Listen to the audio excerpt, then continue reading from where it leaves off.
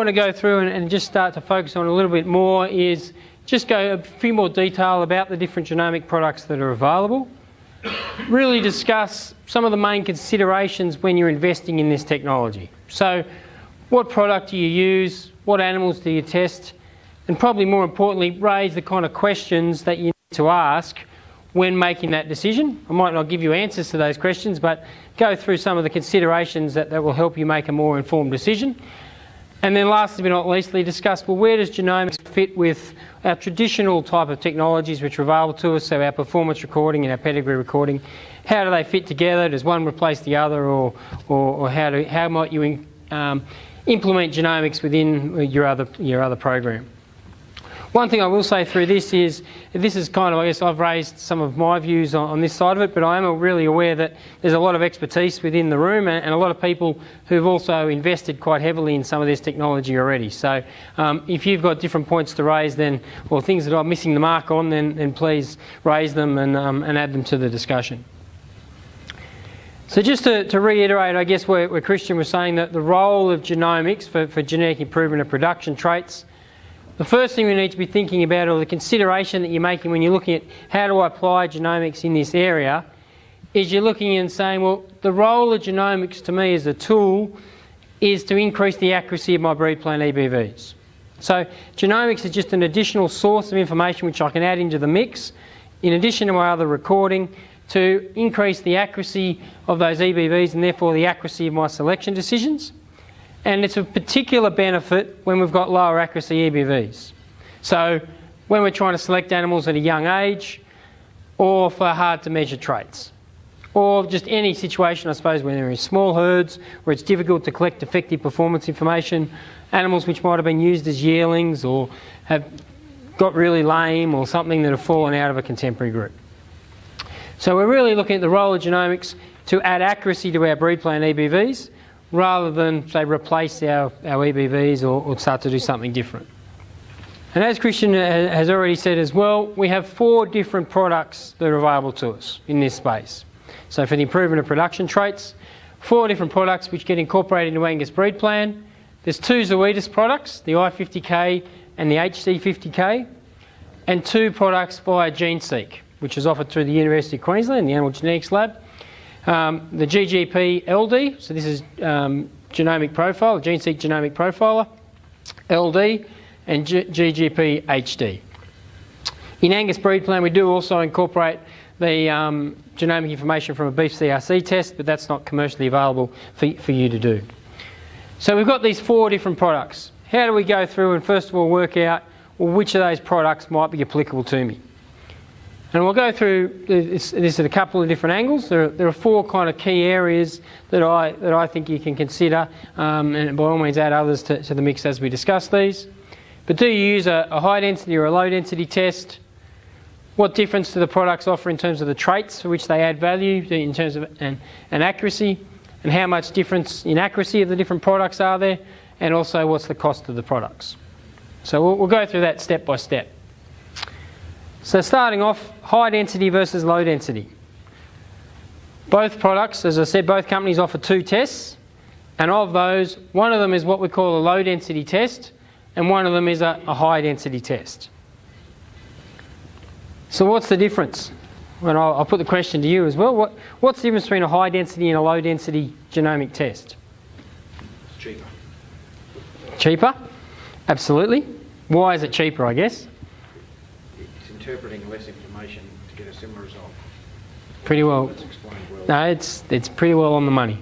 So first I guess thing is all we're looking at the low density, so I'll explain along this. The high density tests just have more SNPs. Okay, so if you start looking at I'll use the Zoetis as the example, the HD50K, which a lot of people are familiar with, had 54,000 SNPs. The I50K has around 19,000 SNPs.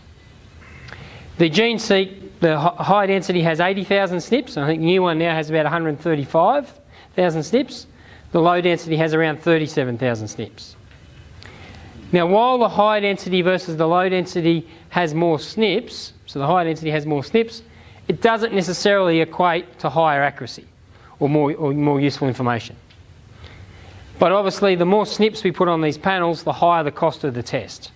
So the low density tests have been developed by way of trying to reduce the cost without downgrading the accuracy or decreasing the accuracy. So how can you test for less SNPs and get the same accuracy?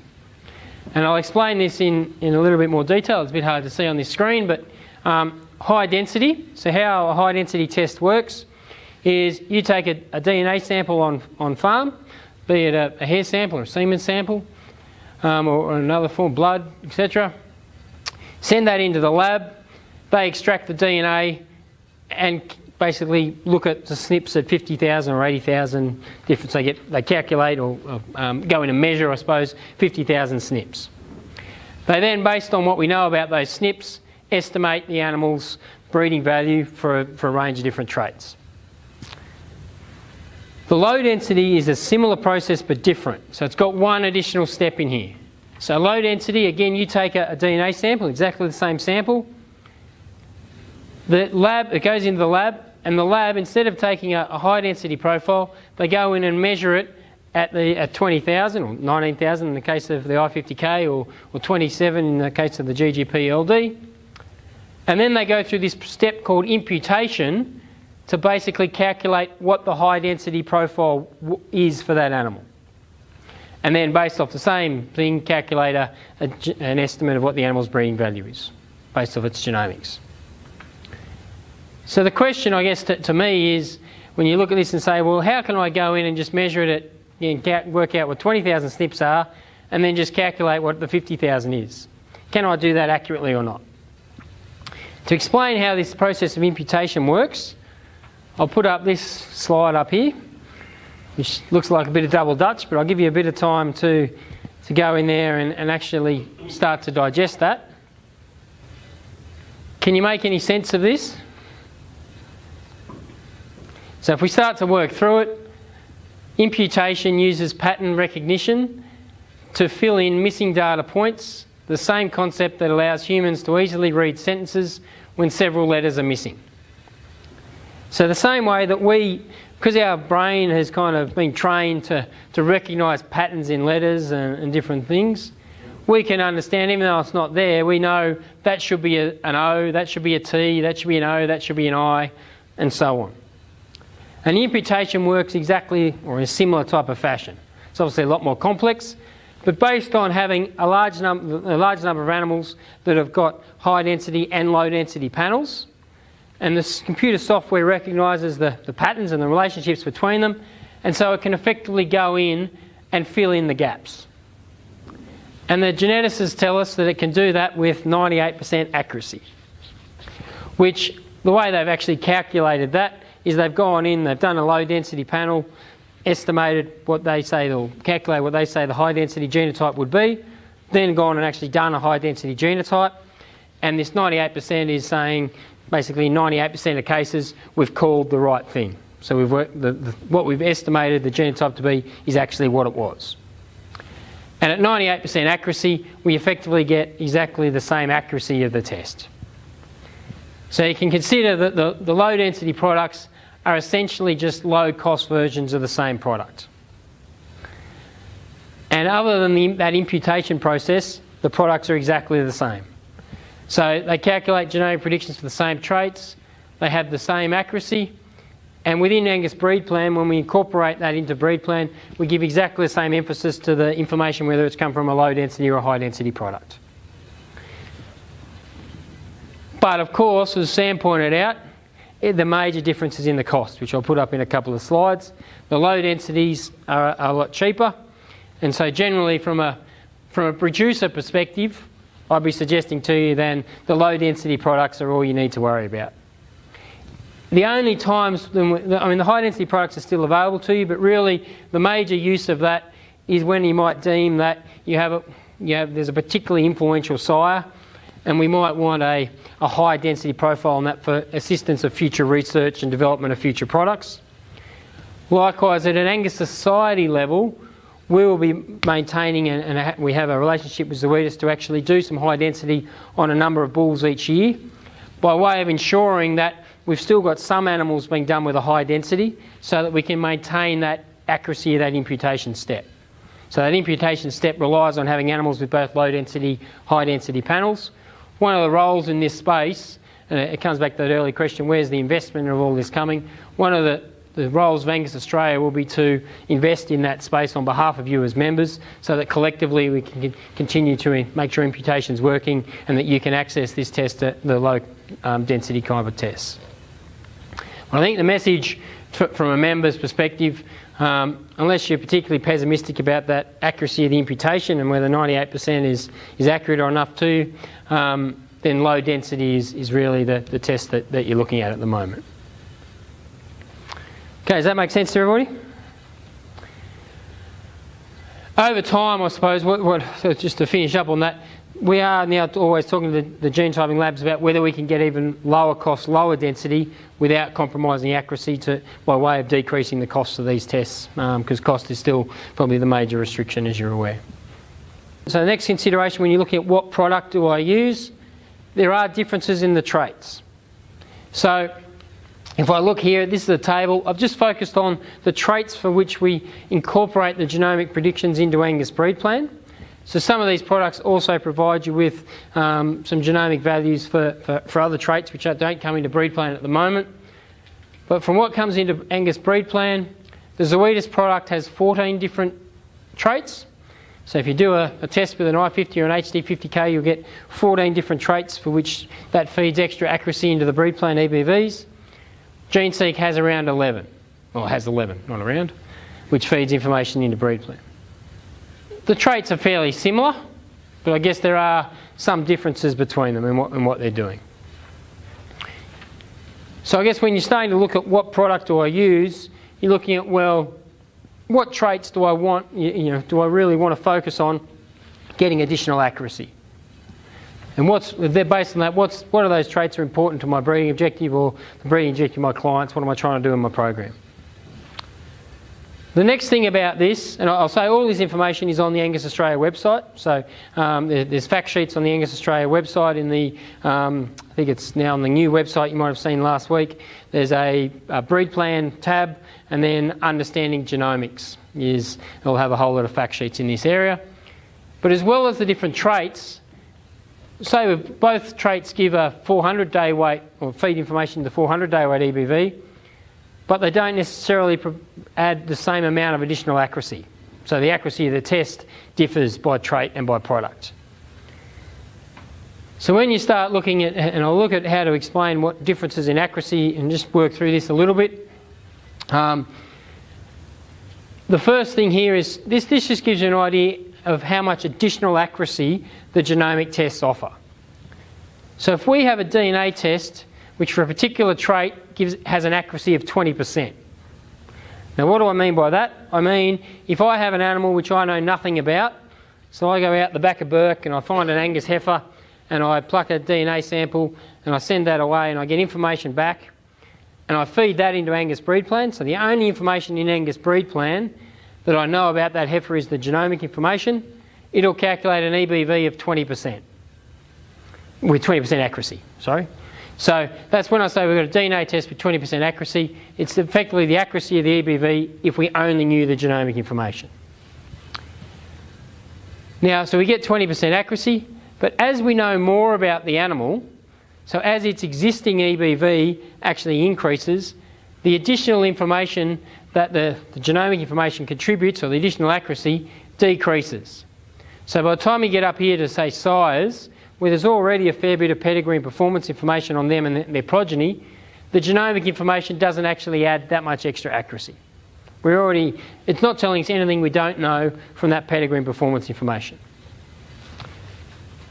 And so if we look at different accuracies here of different DNA tests, so if we have a DNA test with 40% accuracy, you can see it's a similar curve but just a higher and takes longer to taper.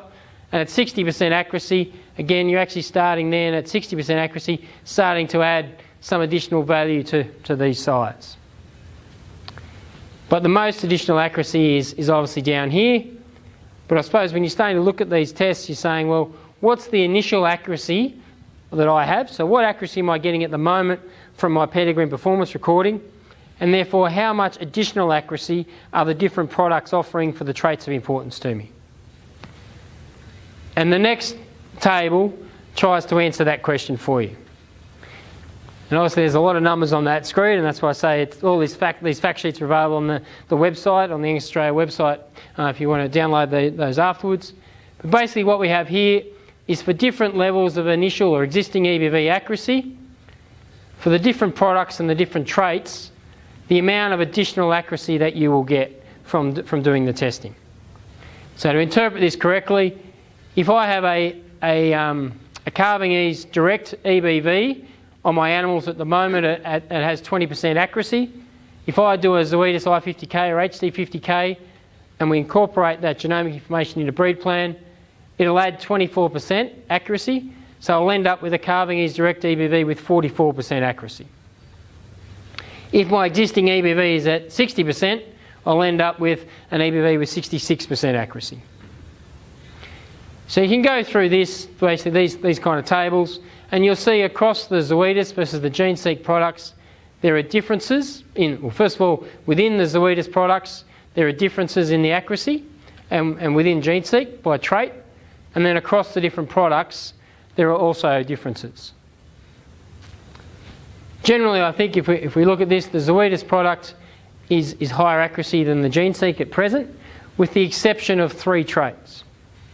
So a big one, and a lot of the reason we're trying to do this is for hard to measure traits. So intramuscular fat, the GeneSeq's actually offering us more accuracy than the intramuscular fat in breed plan at the moment. The other one is carving ease daughters. There's no trait up here for Zoetis. And eye muscle area, I think there are equivalent accuracies. I may have missed another one. But again, you've got this decision, this kind of information which we've produced at Angus Australia to assist you with investing in which product you look at. Okay, any questions on that side of it? Can you just explain that, why wouldn't you consider, if you've got a young animal you're checking and you're looking to decide that, why wouldn't you use both? Okay, so you can use both.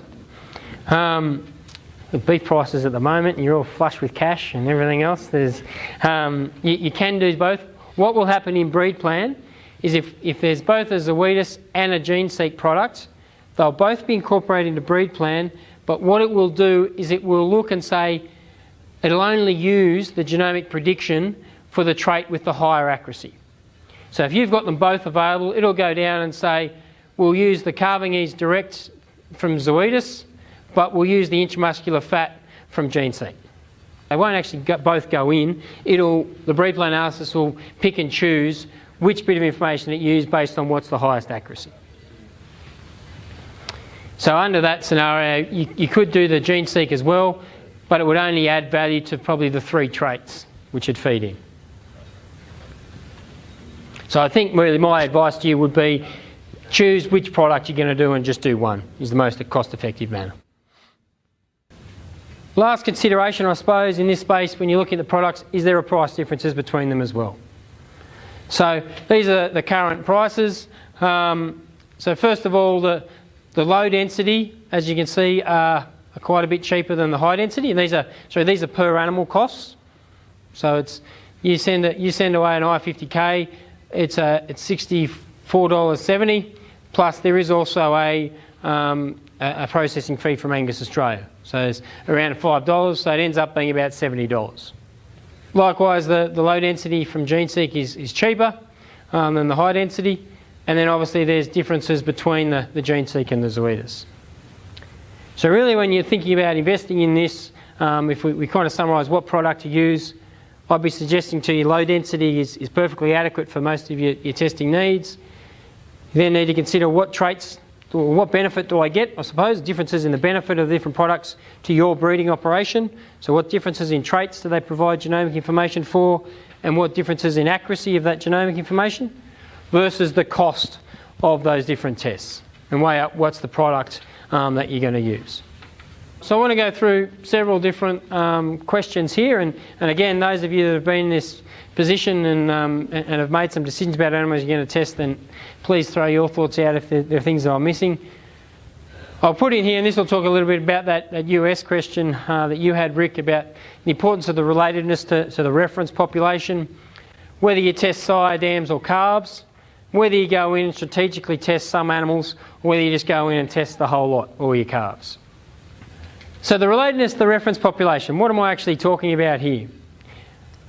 And I'll just put up a graphic here which gives you a bit more background about how these kind of tests work, if you like, or how they're developed. And we've touched on this at different times today. But effectively, the first thing we need for these DNA tests is what we call this reference population, or this resource kind of population you'll get talked around. And what that is a group of Angus animals which have been comprehensively performance recorded and have DNA information, which enables the companies to basically develop their DNA tests.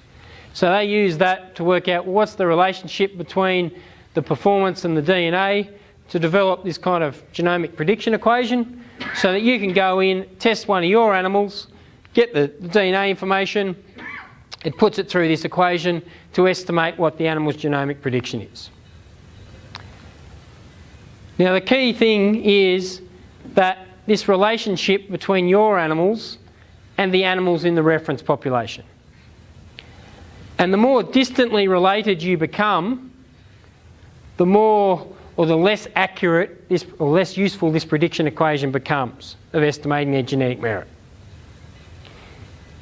So basically, as your relationship decreases, the usefulness of the genomic test in actually predicting the animal's genetic merit decreases. So when you're starting to look at this test, first of all, you've got to consider that at the moment in that reference population we only have black Angus animals. And therefore the test is really only suitable for testing black Angus animals in your herd. The only exception I'd make to that is if you have red Angus animals which are pretty much black genetics. So they come out of black parents or have at least one black granddam or grandsire or something. You could argue they're probably closely enough related.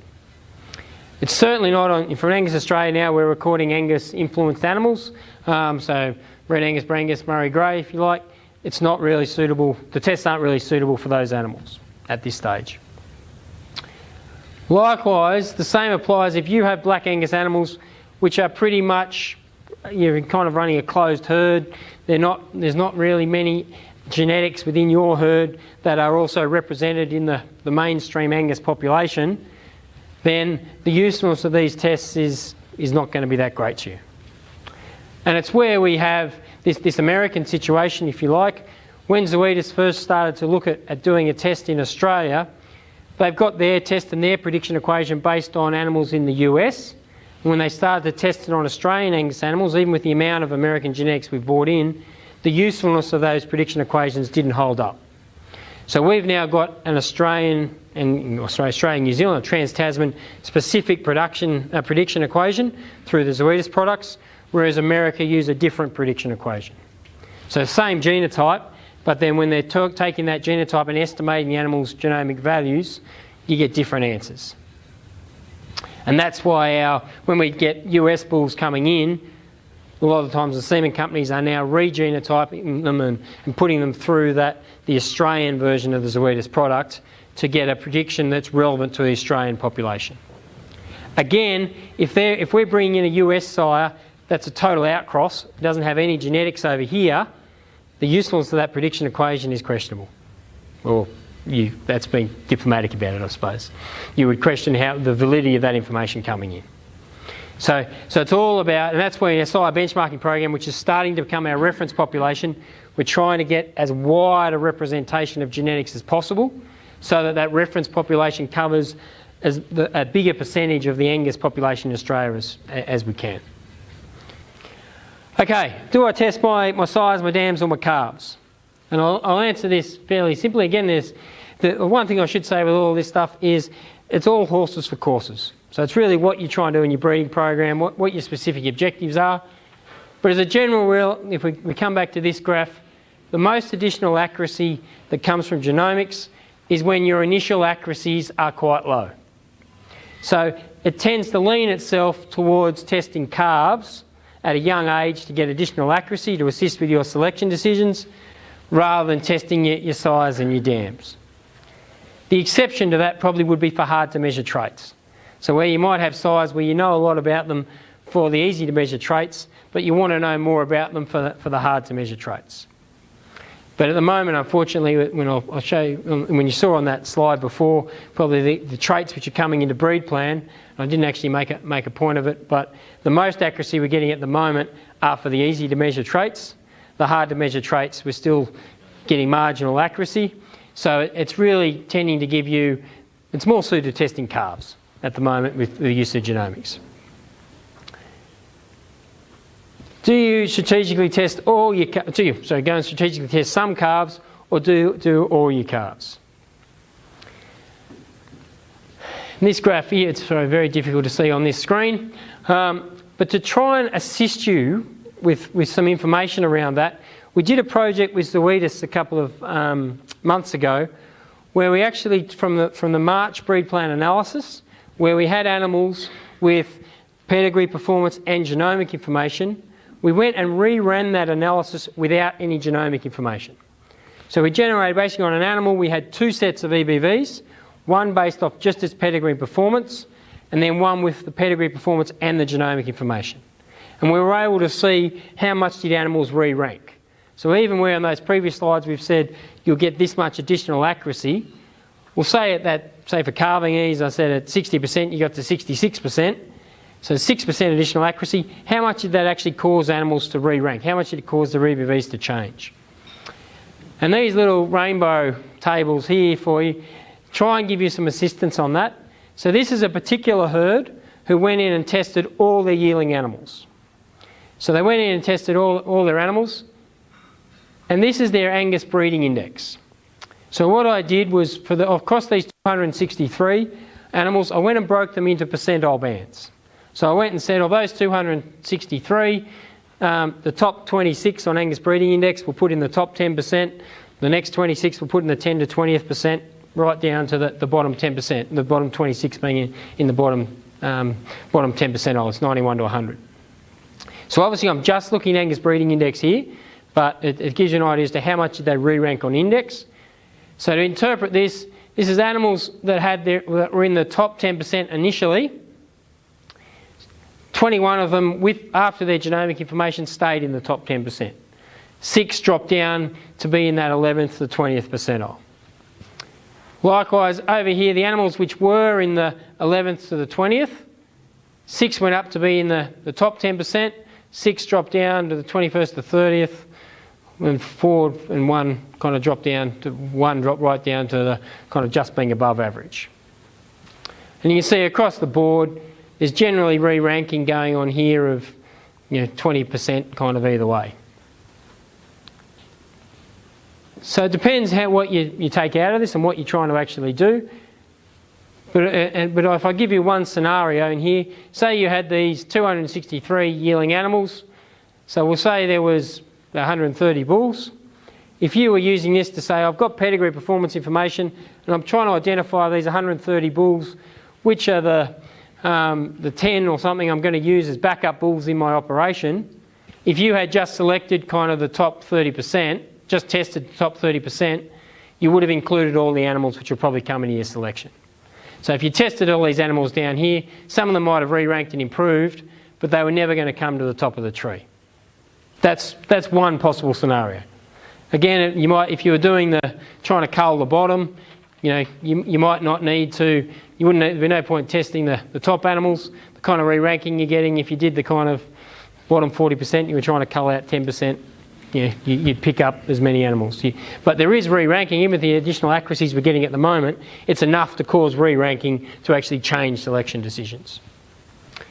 Okay, this was on index. The other thing I did was I actually looked at, just to have a look at, say, what might have happened at an individual trait level. So intramuscular fat is a prime example, I suppose, in here, where we're hard to measure trait. So again, I took the 263 animals on intramuscular fat EBV, put them into their percentile bands for IMF EBV, and here you can see, and there's slightly different numbers here just because of the rounding, like where you make the breaks. There'll be more animals with less variation in IMF, so they're kind of grouped. So there were 30 animals in the top 10% before, 28 of them stayed where they were, 2 dropped down and 1 dropped down to the 30th percentile.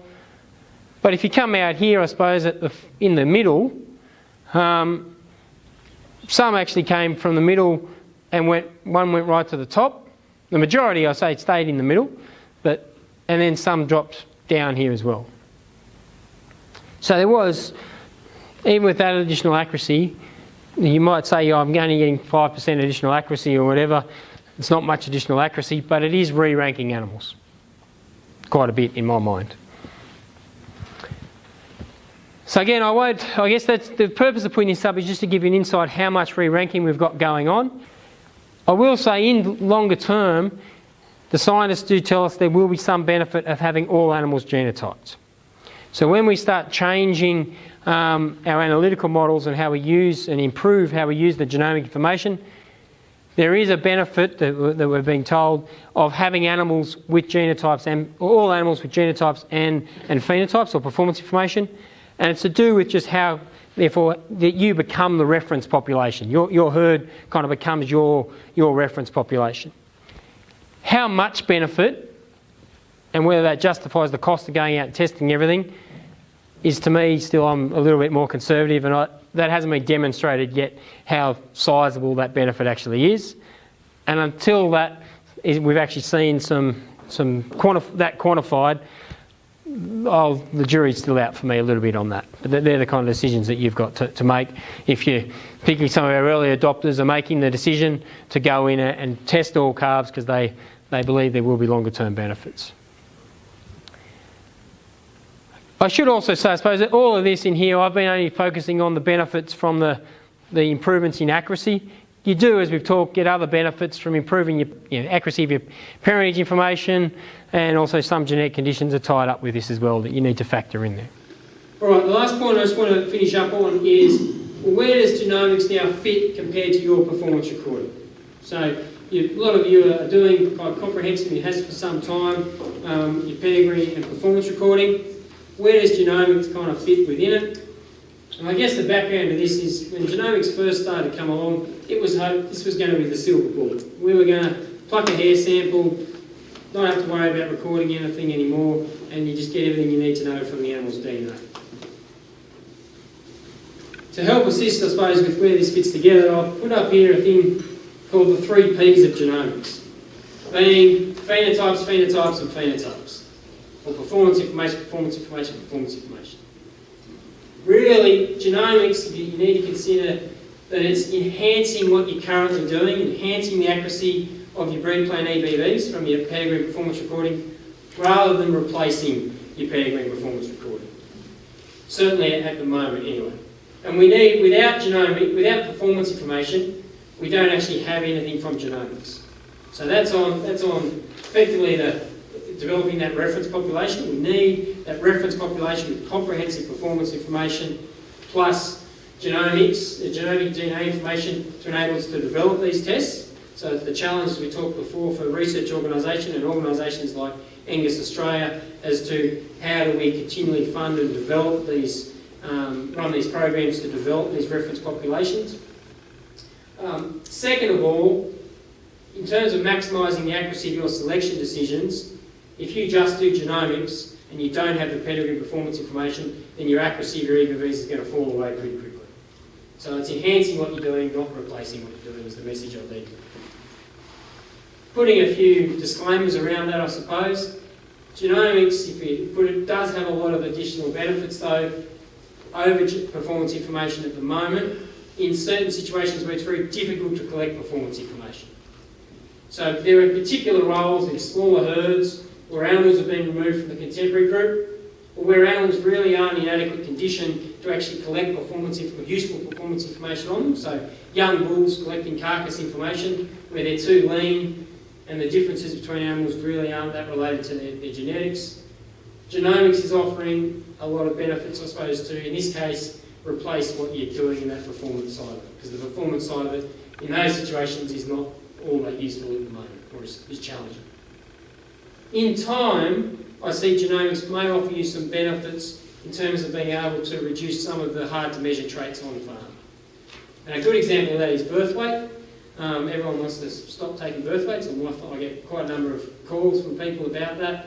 particularly people who are employing staff to take their birth weights, and they're quite worried about their staff and their occupational health and safety getting cleaned up by a cow from time to time. I've done a little bit of modelling on that with some of these herds, and at the moment the additional accuracy that we get from genomics is not equivalent to the accuracy from the performance recording, from taking the birth weights. So at the moment I would still suggest the accuracy is not there at the moment to stop doing the performance recording, but as the accuracy of the tests increase, then you might get to that stage of some of the particularly hard to measure or costly traits that it might start to replace what you're doing. But at the moment it's pretty much an enhancement and adding additional accuracy rather than replacing what you're currently doing in your operations. Alright, take-home messages. This has been a fairly long session, so just before we break for morning tea, as I said, genomics is kind of the latest enhancement to our existing genomic technologies, so it's not replacing what we're doing, but it's another enhancement. When you're considering what genomic product to use, you can go through and weigh up high density versus low density, generally low density being applicable or relevant. Weigh up what traits are included in the product, what additional accuracy is being provided for each of those traits by the different products, and what the price of the test is. And then when you're considering what animals to test, understanding the importance of the relatedness to the reference population. Generally testing will be more suited to testing calves the size of lambs, and considering whether you strategically test versus test all animals, depending on what your objective is.